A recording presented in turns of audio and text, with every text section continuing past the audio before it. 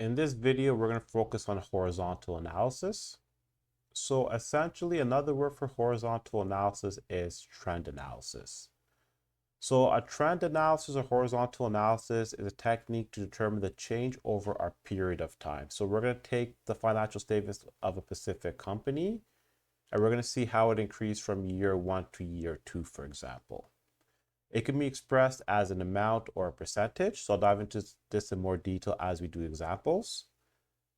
Or it could be a percentage of a base period amount. So there's two ways we could do this. Either we could do a percentage of the base period amount, or we can do the total increase from the prior year.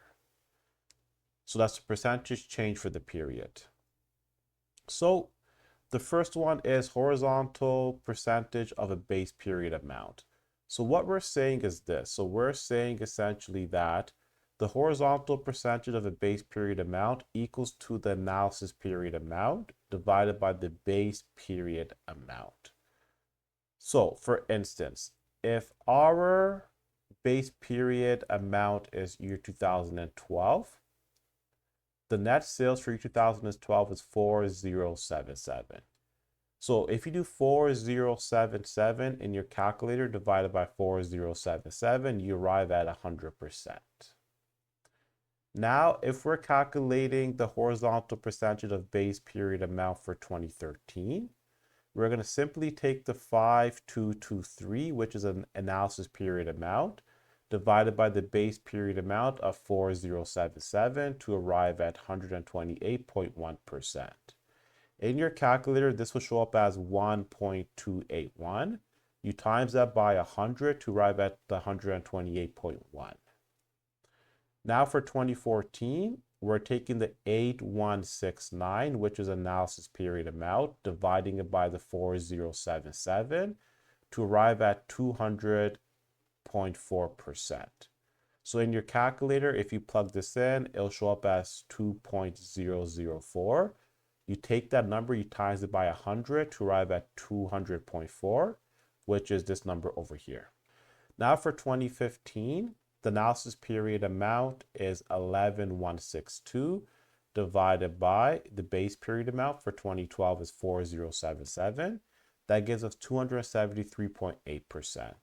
So keep in mind that in the specific question or for your financial statement analysis, the base period amount will be given to us. So to analyze these numbers over here now, what we're saying is that in each year, our net sales is higher from a base period amount, which is a very good sign because our net sales are actually increasing.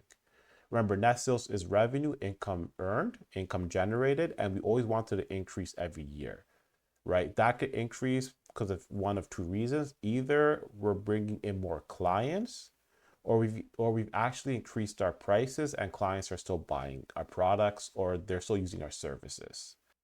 And this is increasing at a favorable rate, which is very good. Now, the second way to do this is the horizontal percentage change for the period. So this is a two-part formula. First, we're going to take the analysis period amount, minus it by the prior period amount. That's going to give us a dollar figure. Then we're going to divide it by the prior period amount to get the percentage increase. So for instance, for 2012, we cannot calculate it because we need 2011's information. That's not given to us. So for 2013, the analysis period amount is going to be the 5223 minus the prior period amount 4077 divided by 4077. So in your calculator, I want you to have an open bracket. Plug in 5223 minus 4077, close the bracket, then divide it by 5223, and that should give us 0.281. Take that number, multiply it by 100 to arrive at 28.1%. Right now, I'm telling you how to do it, but in the next video, I'm actually going to go through an example where I'm going to do the calculations for you and walk you through them. So to do it for 2014, once again, the analysis period amount is, so we're calculating the horizontal percentage change for the period in 2014. So we're doing bracket 8169 minus 5223 bracket divided by 8169. We're going to arrive at 56.4% or 0.564 in your calculator. Times that by 100 to get 56.4%. Then in 2015,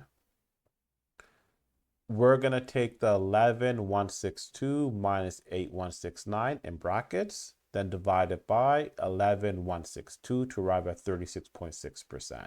Or we could even do it in steps now. So in your calculator, no brackets, just do 11,162 minus 8,169 equals, then take that number and divide it by 11,162, which is 36.6%.